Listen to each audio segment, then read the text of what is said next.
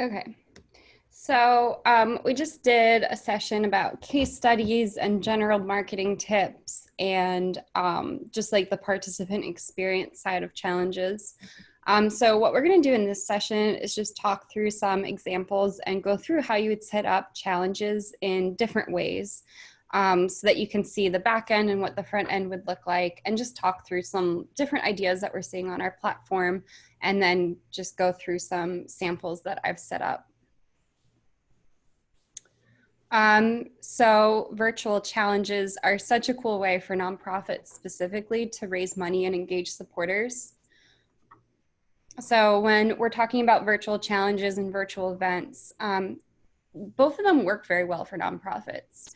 So I think if you are a nonprofit and you have a regularly scheduled annual event that happens every year, you should go virtual. You don't necessarily need to try to convert that annual 5K or annual bike ride into a virtual challenge. You can keep it as a virtual event. You can do the virtual challenge as a supplement. You could do the virtual challenge as like a non-endurance type of challenge. The benefits of going virtual for your annual 5K or bike ride, it's what we just talked about in the last session. It's something that people are used to doing and they want to continue to support your mission. I've seen really clever ways of nonprofits going virtual for their regularly scheduled events. Some of the things that work really well are kind of extending the period of time that people have to do their 5K. So giving them a period of 2 weeks to submit their virtual results for that 5K, or extending the race day experience by adding in like a fitness class or something that's held over Zoom for all of your 5K participants. A challenge works really well when you want to extend that engagement with people logging activities over a period of time. And I've seen some challenges that are multi-day, like the example of the Determination Runs the Country. That was just a 7-day challenge, a 1-week challenge. And then I've also seen a lot of multi-week, even multiple month types of challenge activities.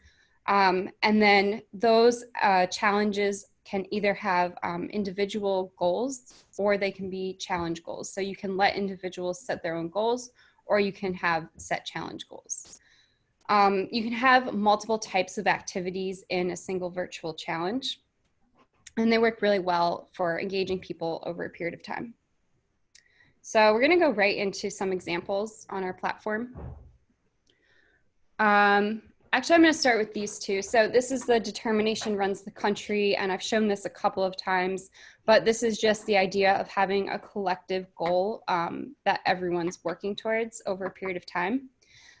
For this event, which happened the first week of June, they had 2 different event registration options. So one was a basic registration, which was at $25, and that just let you participate and get your virtual swag. And then their second event option was priced at $50 and included a t-shirt. So they had these 2 different options that people could sign up for. So they were charging a registration fee. And then on top of that, these were just the event shirts that they offered. They did offer fundraising incentives. So if people raised a certain amount of money, then they would be rewarded with their Gooder Determination glasses.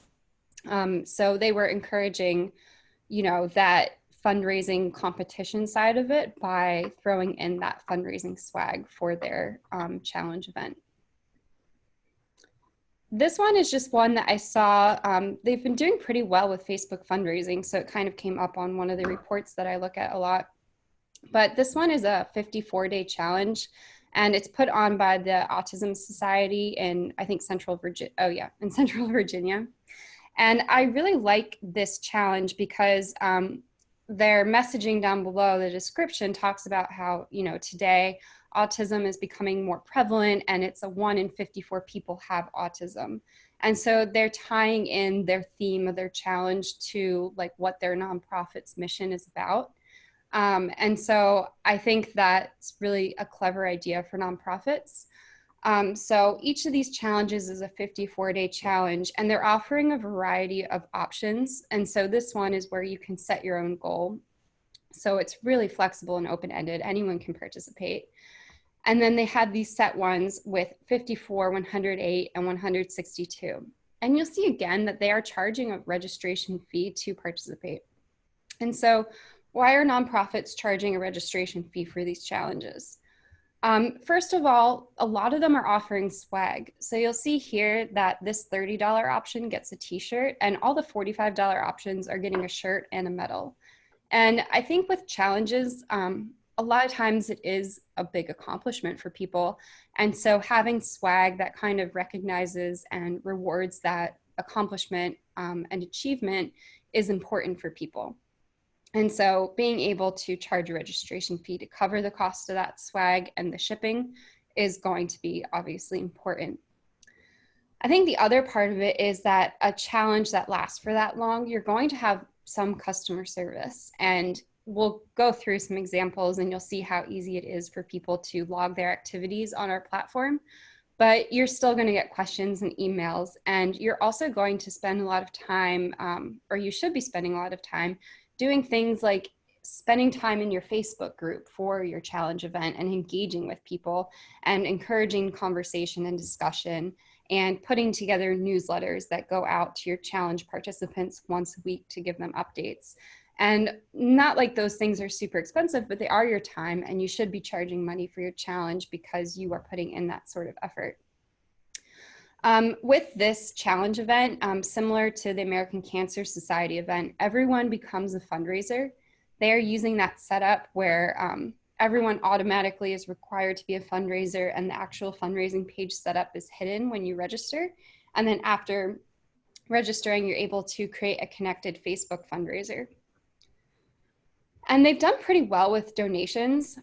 So, you can click in, see a fundraising page. They have these unique fundraiser badge rewards, and you have that ability to connect to a Facebook fundraiser. So the fundraising part of their event is doing very well. And, you want to promote that as part of your challenge. They can be successful fundraising events. So we're going to go into a couple of these that I set up just so that we can go through the back end and front end easily. This is the Superhero Good Deeds Challenge that we were mentioning during the first presentation today. And I set this up as a little demo to propose to Brian's CASA that he's on the board of in Virginia. And the concept of this is actually to have a free challenge that's focused on kids. And I have it set up as two different options. And so one is just registering for the challenge. And when you sign up, you'll be asked to make a donation, an optional donation. And then the second option is the Superhero Challenge. And this one is required fundraising with it. So you sign up and become a fundraiser when you choose this event and you set up your fundraising page. When we go to results, you'll see here that I've customized these results headings. So when I click this edit button here, instead of having the heading for this placement just be place, I've changed it to superhero ranking, just based on the number of good deeds that people have done. And then I've hidden all these columns that are relevant to 5K events. And the ones that I'm showing are going to be good deeds and then progress. And progress is the percent that I've completed to my goal. And so when you click into an results page, you'll see this profile, you'll see the goal that's been set by the individual, and you'll see the total number of good deeds that they've done. And here in the activities log, they're actually logging good deeds and just writing a comment about what they did. So when Bob goes to log a good deed, he can put the date that the good deed was completed. And if he did, 2 or 3 that day, he can enter them. And then he can write a comment if he wants to, just about what those good deeds were. And so I like this example because it shows how well suited this challenge platform can be to even challenge events that are focused on kids. It's very simple and intuitive to use. And it's can create fun activities that aren't endurance-based. Similar to this one, actually, Eric was just messaging me, Go St. Louis. They are doing a kids challenge. they're going to set it up for later in this summer. And it's a run 26 miles, run or walk 26 miles, read 26 books, and do 26 good deeds. So it's like the marathon number of 26 because they are a running type of organization. But they will set up each of those different things as an activity type that kids can log and keep track of. Actually, I'll just go into the backend and show how I set this up for this one. No, I'll do that next. Sorry, I'm trying to think of the order I should go in. This one is Utah National Park Challenge, and I have two different event options here. They're both priced at $45, and I have a cycle option, and then I have a run and hike option. So you can have different activity categories for people to participate in. And on this page, you'll see in my results, I'm showing more of the columns here. And people are logging both their distance and their time. And when they are moving around, there's a live map. So I've uploaded a map file because this is a geography-based challenge and I want to show people where they are on this map. For this one, it's just a general, everyone logs their miles and they roll up to a total similar to the determination. But you'll see here, I've uploaded my own image to the background instead of using the one that was on the ACS challenge. And similarly, it's going to show my total miles on this progress bar. And then this challenge is showing a summer reading challenge. So people are actually logging the number of books that they've read over a period of time. And this is my total number of books that everyone in my challenge has read. And I've put a background image of just this line of books. Of course, I got it from Canva. And you'll see the total progress of everyone who's participating in my challenge. And in this, I've changed this column to top readers. And this is showing the number of books that everyone has read. And when I come into here, my activity types are actually different categories of books. So I have nonfiction and fiction activities. And so people can log a fiction or a nonfiction book. So they can log that they read 2 nonfiction books. They can write the title of those books and submit to be on their challenge.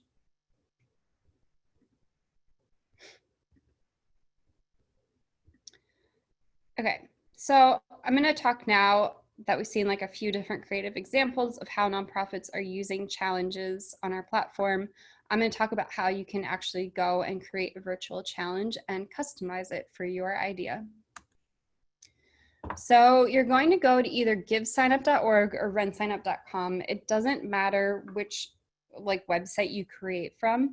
You can use either URL for your challenge website. So it can be a GiveSignup.org/event name or RunSignup.com/event name. For either site, you're just going to use your same RunSignup login. If you don't have an account, just create one to get started. For either way that you go, you're going to be put into the race wizard. And the only thing that you need to do on that first step of the race wizard is when you set up your different events, you're going to put the type as a virtual race/challenge. And this has actually just been updated so that that is the top thing that you're going to select from the type drop-down menu. And then with your dates, you're going to put the length of time when the challenge starts and ends. So if it's like a 3-week challenge, your start time will reflect that and the end time will reflect that. And then the next thing that you're going to do after you finish the race wizard is you're going to go into your dashboard and you're going to navigate to Race Day Tools, Enhanced Virtual Race Setup. And to get started, you just click this blue Enable Enhanced Features. And once you click that, you're going to get a lot of different options that you're going to be able to customize.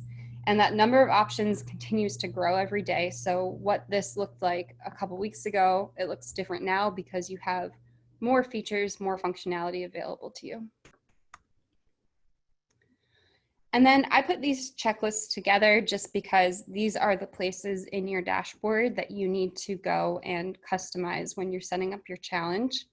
And we'll just go through this list together on one of my test events.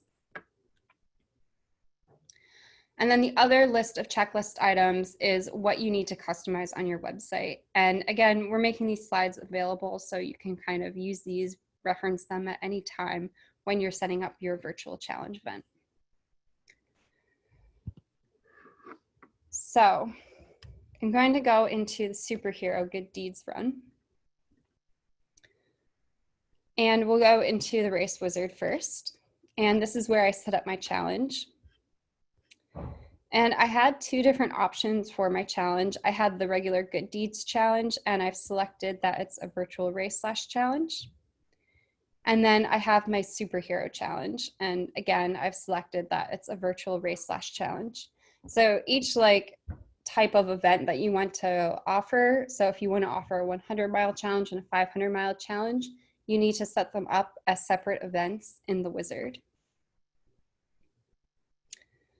So once I complete my race wizard, I've set up my payments, I'm going to be going into my race dashboard. And I want to go to, so actually you can just start typing in virtual. And this menu is really nice because you can type in whatever you want to find and it will kind of filter the results so that you're not digging through this dashboard ever. But I'm going to go into this tab, which is set up virtual race. And I've already enabled the features, so we'll just show what type of features I've turned on to set up this good deeds challenge. So the first box is edit enhanced features and registration instructions. I'm going to include unique messaging for this superhero challenge because there is default messaging, but this event is not a race. So I'm just changing it to get ready to do good deeds this summer. How many can you do? The results settings apply to when I want people to be able to submit their activities. So people are able to submit their superhero good deeds between the 9th and then September 1st. So you can set these dates and that's when people will be able to log their activities. The results set is how it's going to be displayed. And one of the nice things is that you can actually have different event types set up and you can have them going into the same results set.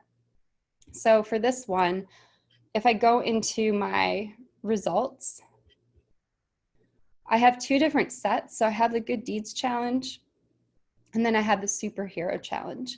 But if I want all those kids to be displayed in one single leaderboard, I now have the option to add people into the same result set. And so I can just have those people that are doing the good deeds show in the Superhero Challenge. And then those settings for the Superhero Challenge are automatically going to apply to this challenge as well. And that's really powerful because it lets your nonprofit set up different event types. Like as an example, ACS had these two event types that were just like a basic registration and then one with a shirt, because they wanted to like separate those two out and make it very clear what the difference was in the registration path. And now we have this ability to put those different events into the same results leaderboard. So that's really cool. It gives you a lot more flexibility when you are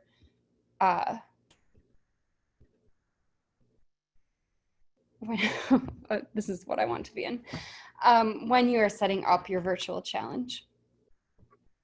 So here you'll see a button for team results. And for this, this challenge, I haven't turned on teams, but if I turn on teams, I'll be able to enable team results, and that will show a separate, team column and team scoring results. So if you want to let people create teams, or you can just preload teams and ask people to select from a list that's already there, that's also really nice if you want to add some element of a team competition. For the activities, I want people to be able to submit multiple activities because they're going to be entering good deeds over a period of time. They don't have to just do it once. And when I'm doing a custom tally, I want to click this setting for distance complete. And the tally type, I'm always going to select custom, and then I'm going to add what that label is going to be. And then the results are going to be sorted based on whoever has done the greatest amount of that tally So it's going to be sorted with the top number of good deeds at the top and down. And then here I have this setting checked, and it's going to be checked automatically by default when you set up a challenge event. And it's allow participants to upload results more quickly by entering their email or last 4 digits of their phone number instead of logging in. So what does that mean? That means when I go to results, oh, I'm gonna have to, I'm gonna share my desktop instead of just my window. Because I'm gonna go into, oops, I didn't mean to click that. I'm gonna go into an incognito window, so I'm not logged into RunSignup anymore. You'll see I have to sign in. But if I want to log my activity for my Good Deeds Challenge, I can come here and click Log Activities. And I just have to enter my email address or the last 4 digits of my phone number to be able to log an activity to my challenge site. So that means that it's super easy for people to log their activities without needing to log in, and you eliminate that whole customer service burden of needing a password, forgetting a password, needing to reset it. It just makes it very easy for people to submit their challenge activities. So save that. And then with activity types, you'll see here, I just have one activity type and it's a good deed. And then I'm not allowing any time entry. And this section is really nice because you can actually offer additional activity types. So I just talked about that Go St. Louis event is going to do good deeds, books read, and number of miles walked. So what I can do here is I can add another activity type, and it can be books read, and time entry isn't going to be allowed for this. And so I can save that. And now when I go to log my results for the Superhero Good Deeds Challenge, and I go to log activities, you'll see that I can either log good deeds, or I can also read the number, or I can log the number of books that I have read. So the platform is really flexible. It lets you do all sorts of different types of challenges.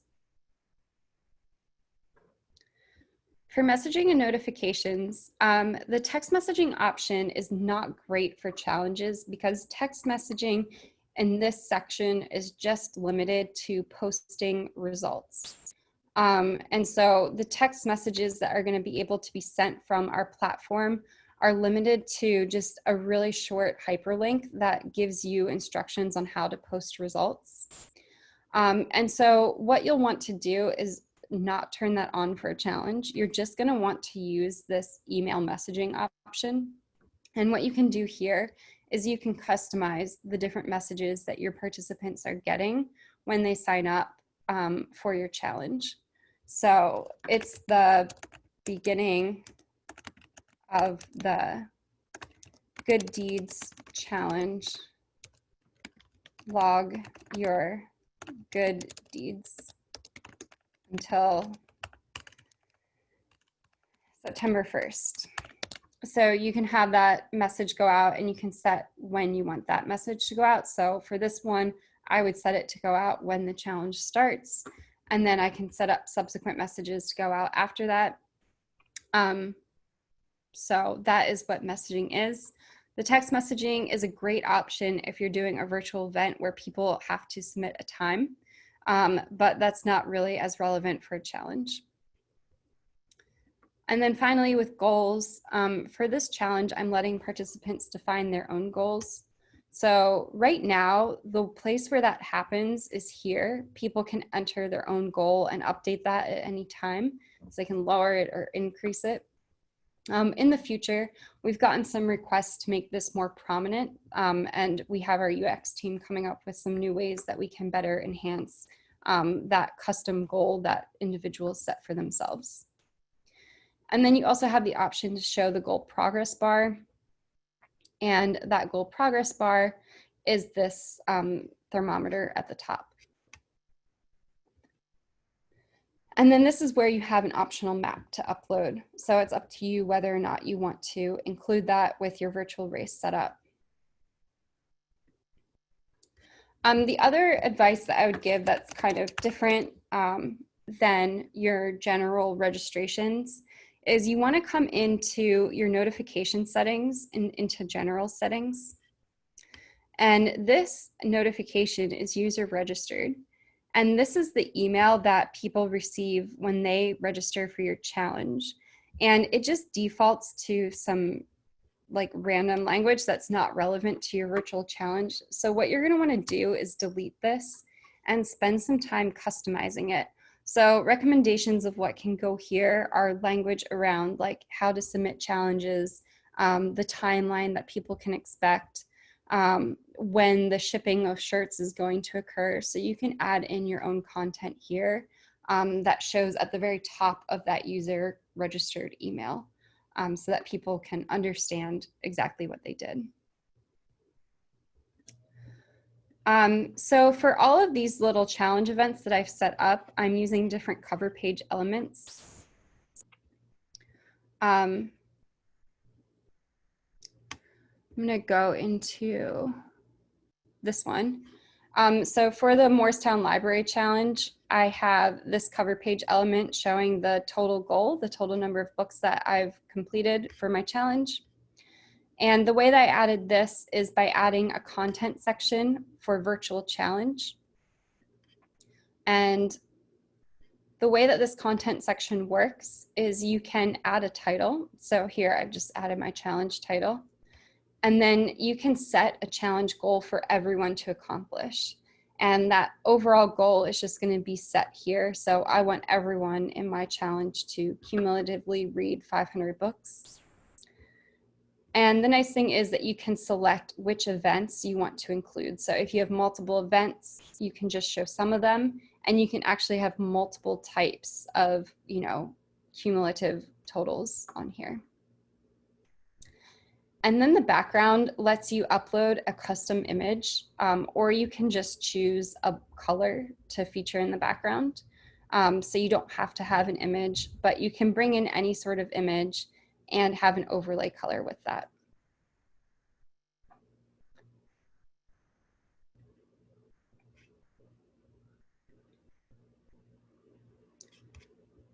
So this is just showing, again, some of the different cover page elements that you may want to add to your virtual challenges website. So you can additionally feature your top fundraisers, your sponsors, different sign-up options. Maps are optional. You do not have to have a map for your challenge. Like, for example, the reading challenge, it doesn't make sense to have a map for that, but it does make sense for my Utah map, or Support Utah National Park Challenge. So the way that I add a map to a challenge is I go back to my virtual race setting. I go into goals and I drop a KML file here. And the way that I did this map and created this map was I Googled Utah National Park's KML file, and I just downloaded one that somebody else had already created. And the file that I downloaded had these little landmarks of where the national parks are actually located along the route. So I just was able to drag and drop that. And the really nice thing about adding a map, if you do have a geography-based challenge, is that it's like a full Google map. And so people can actually like drop themselves in where they are on the route and see exactly where they would be, which is, every time I do this in Utah, it's really beautiful. It's a really pretty state. So it's kind of a nice like little bonus feature that people can, have on their results page. And then just so that you can learn more about how to set up a challenge, because features are constantly being added and there's new technology all the time, you can go to givesignup.org/challenge platform. And specifically, these setup guides will walk you through each step of the challenge setup. And it's the one place where I think we're kind of updating the content as new features get released because it's happening so quickly. But you can click into any of these sections and you will get a step-by-step direction of how to set up your virtual challenge. And additionally, on here, there's a video setup guide that Matt Sinclair made. So you're able to go through and listen to a setup guide as well. So he can walk you through each step when you are setting up your virtual challenge event.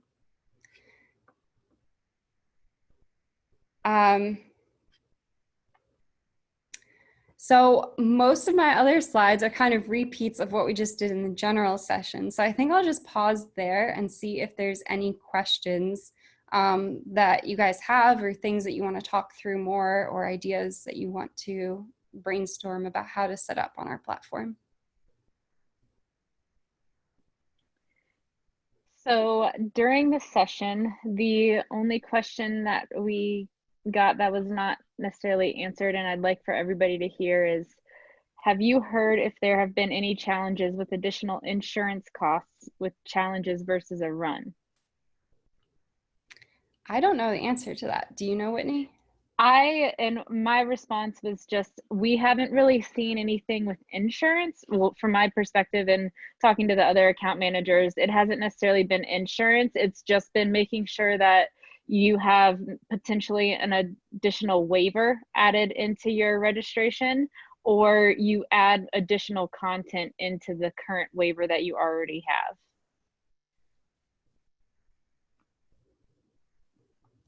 Okay, cool. All right, we have another question. Can you share a few really good sites using the challenge with multiple items, such as sit-ups, push-ups, etc., that I can register for, so I can see how it works? Well, I would suggest that you register for one of my test ones. Let me go into my virtual dog jog challenge, and we'll set up a new event so that you guys can just test it out and register for one yourself. So we'll just set that up now. So this is one of my test challenge events. I have 100, 500 virtual catnap. Virtual catnap is where you're logging your hours. So let's set up a fitness challenge in this. So I'm going to go back into my race wizard, and I'm going to add another event, and I'm going to call this the fitness challenge. And it's going to be a virtual race / challenge, and I'll do the same date, although that might cause a little error. I'll do 6/24. And then I'm going to go into registration periods and just add that for this one. So it's going to be open until the 31st, and we'll keep this free to make it easy for you guys to test out. Again, this is the default waiver. So to Whitney's point, if you do want to update your waiver, again, we aren't people that should be advising you on that language or anything, but we can tell you this is the place where you can update it. And then not doing a giveaway for this. So let's go into enhanced virtual race and set that up. So we have to enable enhanced features for this fitness challenge. I'm just going to keep these registration instructions the same because they are pulling in from the ones I had set for my other events, but you can edit this on a per event basis.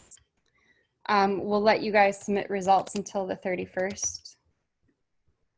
And we're going to create a new result set because I don't want it to be merged with these, because these are separate types of activities. And we'll call it the Virtual Fitness Challenge. It's automatically going to pull in the event name, but you can easily come up with a new name that's featured on that result set. I'm going to let you submit multiple activities, and you're just going to be doing tallies. And we're going to call it activity. And you can submit them starting today through 31st. And we'll sort on greatest distance, and you can upload without creating an account. So I'll save that. And then let's go into activity types. So we're going to do all custom activity types for this. So we'll do push-ups. And we're not going to do times. You're just going to enter the number of them. We'll do planks. Oops, I spelled that wrong. Planks, and time entry isn't going to be allowed. And then we'll do a third one. We'll do crunches. And you see here, there's just a little warning that says use lowercase, which is why I'm doing it like that. Oh, and I'm not allowing that. So I'm going to save all of that. And then we've got that set up. And then for this one, do we want to set a goal of something? Let's say you had to do 500 of whatever the activity is. So you have to do a combination of 500 planks, sit-ups, and push-ups. That seems pretty easy actually, but we'll just do that for that. Okay, so I'm gonna sign up for my new fitness challenge event.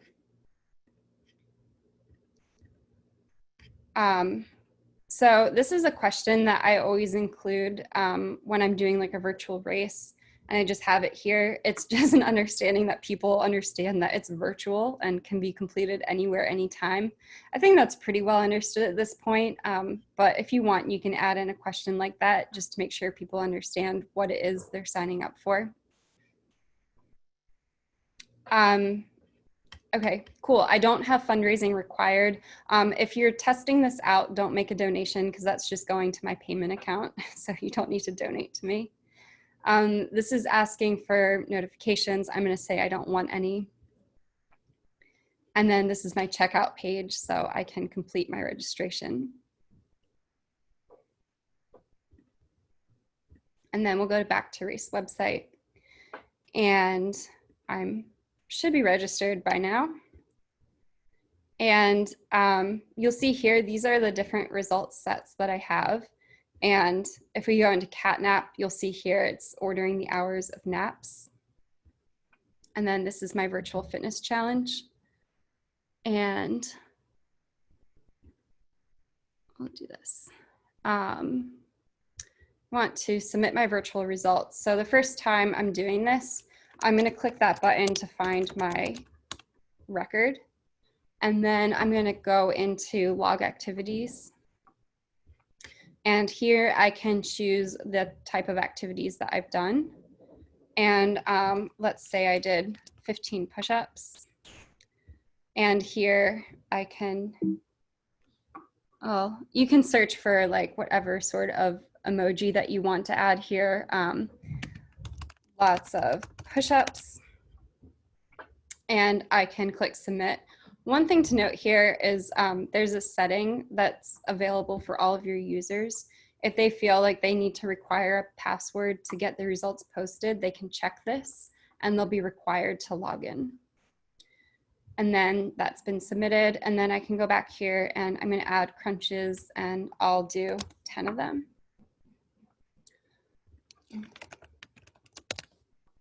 And then submit activity. And then I can go back to results. And my results actually take about 1 to 3 minutes to show. You'll see on that submission page, let's say planks. I just did 1 plank. You'll see here that there's a message that it will take 1 to 3 minutes to sync to show directly on that results page and be recorded. That's just how long it takes the system sets. So that's actually been sped up a lot. When virtual races first started happening, it was like a 10-minute delay, and that's been sped up significantly.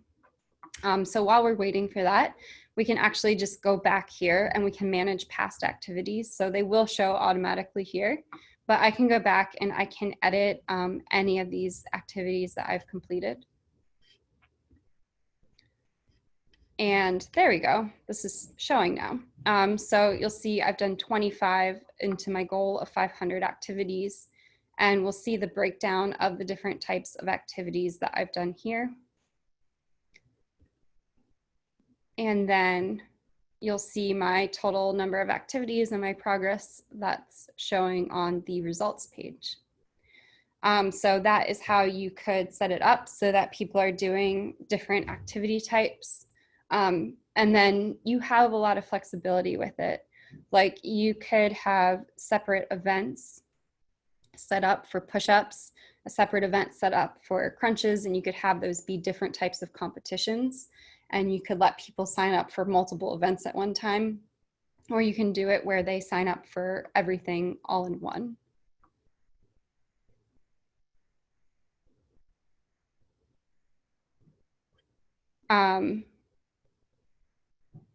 So any other questions about that or how you would set that up?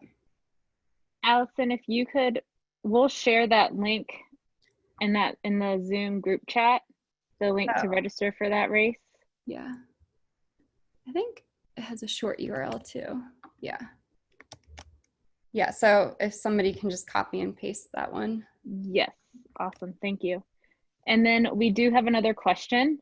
Mm-hmm. Is there a functionality to set up pledge-based fundraising? There is. Okay. There is. I don't always recommend it just because pledges don't auto charge or anything. But I can show you where it is because it does exist. So it's kind of hidden. I wanted to hide it just because I don't think it's the most useful feature.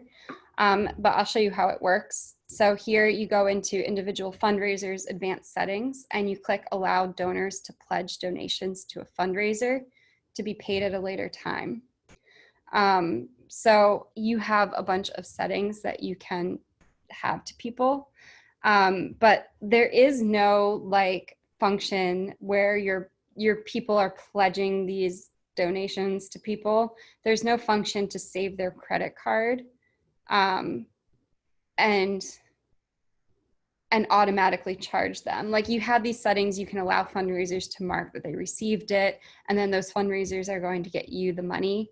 But it's, it's what you want it to be. But you can, play around with these additional settings to decide how you want it to show. And like, let's just say pledges are going to be due on August 31st. And we'll let fundraisers update that to their desire, and we'll save it. And then if we go into donate page, we'll go into Elizabeth's page. Oh, I don't know where the pledge is right now.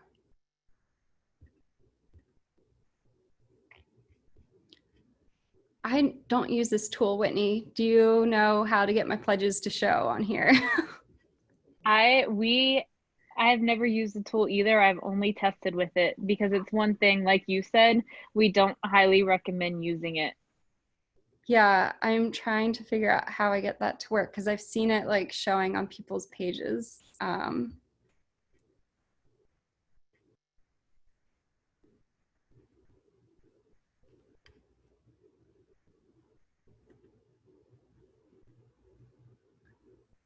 Our help article says there's a pledges tab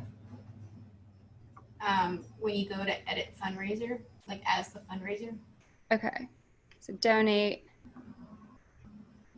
edit fundraiser. There's a pledges tab. I don't see it right here. I'm probably doing something wrong right now and I'm too stressed to figure out, oh, there we go, pledges. I can enable pledges for Hamilton and Eliza. Okay, so then we've enabled it for Hamilton and Eliza. That was actually kind of tricky, so maybe Elizabeth, can you just add a note to add a guide for fundraisers on how to enable pledges?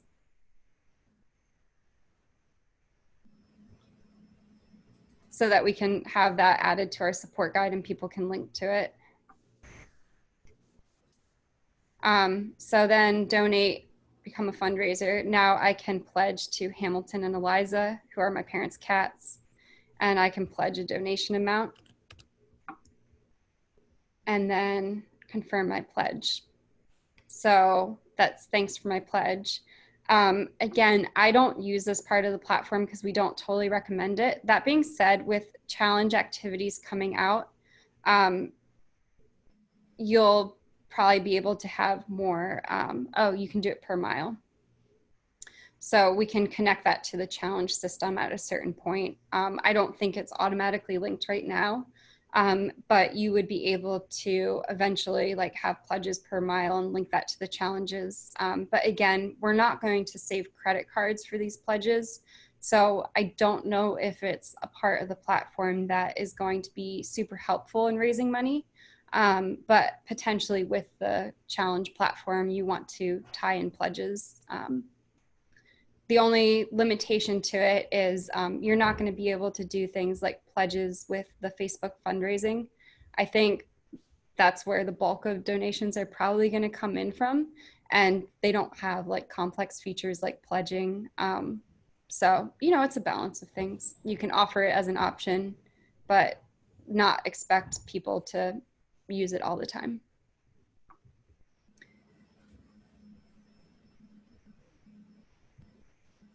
Do we have any other questions?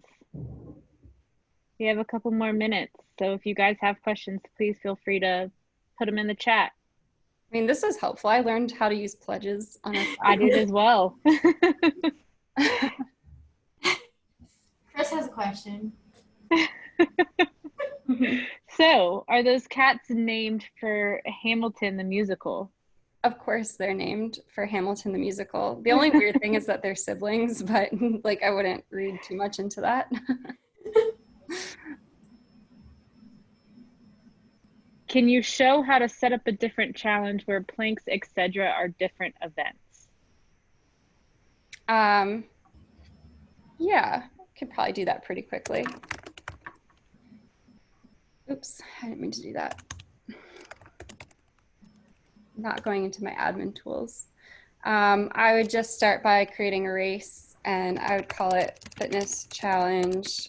We'll call it 609 because that's my zip code. Call it challenge. You have to add an address, but you can hide it.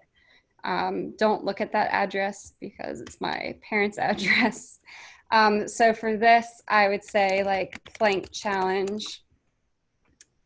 I would put them all virtual. We'll start it today at 9 and we'll go to, oops, September 1st until 9 a.m. And then we'll do a push-up challenge. And again, that's a virtual race / challenge. We'll accept donations because this is a nonprofit focused event. And I would recommend like customizing these things if you're going to do it. We can leave it public.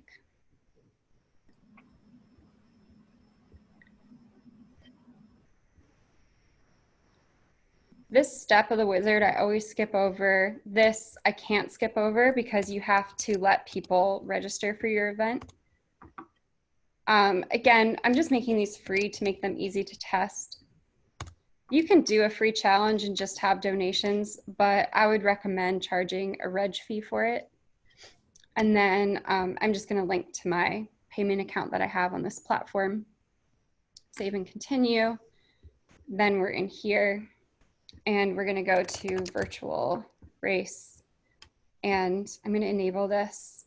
I would add a custom message here. I'm going to accept results through the end of my challenge, and I'm going to create a new result set, and it's going to be virtual plank challenge. People can submit multiple activities, and I'm actually going to do times for this. And results should be sorted by highest time because I'm going to do the amount of time that you're going to do a plank. And so the people who plank the most over this period of time are going to win. So the minimum that you can log, let's make it a minute because I don't know. I feel like you should be able to plank a minute if you're entering a competition. And then the maximum time, what's the highest time that somebody's planked? I feel like it's probably insane. It's like an hour or something. No, it's like 12 hours, I bet. That's ridiculous. I usually do a whole day.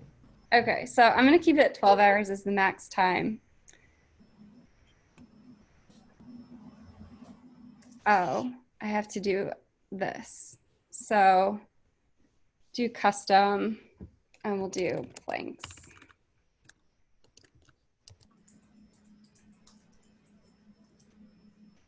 Actually, I'm going to do this, and I'm going to do minutes for this. People are going to submit their minutes as a custom time. I'm kind of making this up as I go. So I don't actually know if this is the best setup. I would ask a real account manager instead of me if you're going to do this. All right, and then my push-up challenge. We're going to go until September 1st, and we're going to create a new result set for this.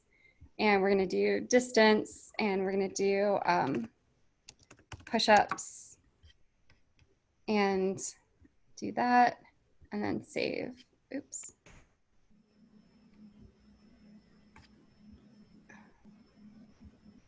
Why am I getting this error? Oh, I didn't add custom.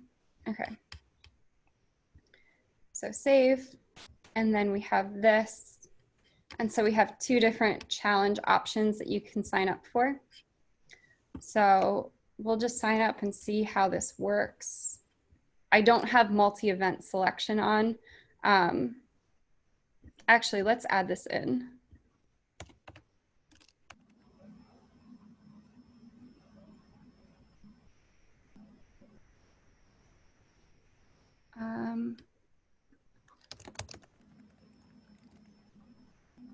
We'll do this. Karen let us know that George Hood currently holds the record for planking, and it's 8 hours and 15 minutes, 15 seconds. Oh, that's good. Sorry, I'm like kind of coming up with this as I'm doing it. I'm going to do a double challenge, and this is going to be a placeholder here to do something that I'll show you in a second.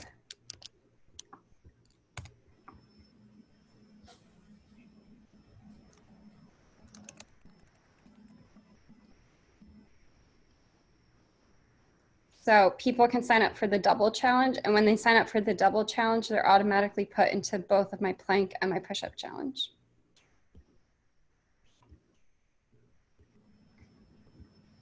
So it includes both of those. And you're able to customize all this text and like add your own explanation, but we aren't doing that right now. And then complete my registration. And I'm registered for the fitness challenge, and I'm in both of those events. So I'll be able to go into the results, and I can log for either of them. Let's see if my registration is showing yet. It is. But I can't log my results yet because it's within my 15 minutes. I've done this before in a thing, and I may not be able to do it because there's a 15-minute window when somebody registers. It's like this grace period. So if I want to, I can cancel it, or I can quickly email you as the race director and you can cancel my registration. So I don't actually know if doing that will fix this. I think it's actually going to take 15 minutes for this to sync and for my registration to show. So, but we saw the setup part. Yeah, so I would just set it up like this. I may not have set up that event grouping correctly because I was doing it kind of quickly. Let me see if I can do this.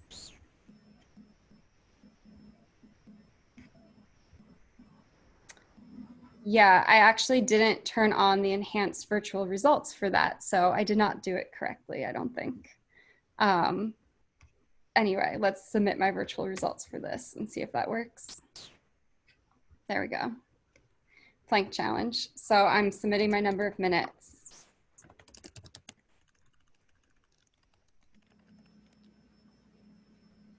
And do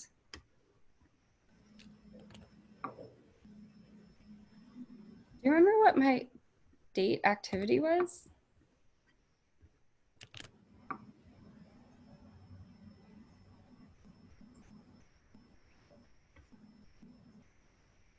Oh, I messed it up because I was going fast.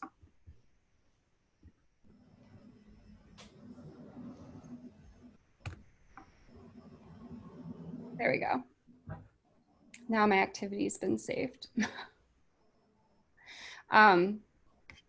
So basically, if you want to set up a challenge in under 5 minutes, it's possible, but it's not going to be great. So I would recommend like allocating at least like an hour to setting up your challenge event so that you can actually spend time setting up the results in a clean way, enabling the fundraising and donation settings that you want, turning on a cover page and adding this sort of design. I feel like that's probably the biggest takeaway from that really quick demo I just did.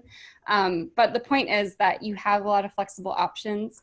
And if you aren't sure the best way to configure the idea that you have for your challenge, reach out to us. You can always send an email to info@runsignup.com or to your dedicated account manager if you're an existing customer. And you can just ask, this is my idea, like be clear in communicating what you want to happen for your challenge. And somebody on the team who's much better than I am at doing this will be able to give you tips and steps on how you can set up your event. And then in the case that we can't like accommodate your challenge, like it's too complex or something, there's kind of two things that may happen. One is we'll suggest something that's simpler for both you and your participants to do for a challenge, or two, it might be something new for our challenge platform to build. And we really like getting customer ideas and feedback because it leads to new features that are used by a lot of different customers. Like American Cancer Society, they were the first customer that said we want to have a single challenge for all of our participants to compete in. And we built this to accommodate that, that request. And now it's really cool because we're seeing this one cover page component that American Cancer Society came up with being used by so many different events on the platform. So it's good to be creative and it gives us new ideas and makes our technology even better. So, and it's free.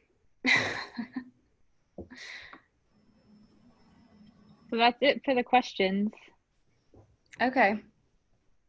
Well, thanks for coming to this session. I hope that was helpful to you guys. Sorry if I rushed through some of it, but hopefully it gives you confidence to know that you'll be able to go in and set up your challenge to engage your nonprofit constituents and raise some money while doing that. Thanks so much.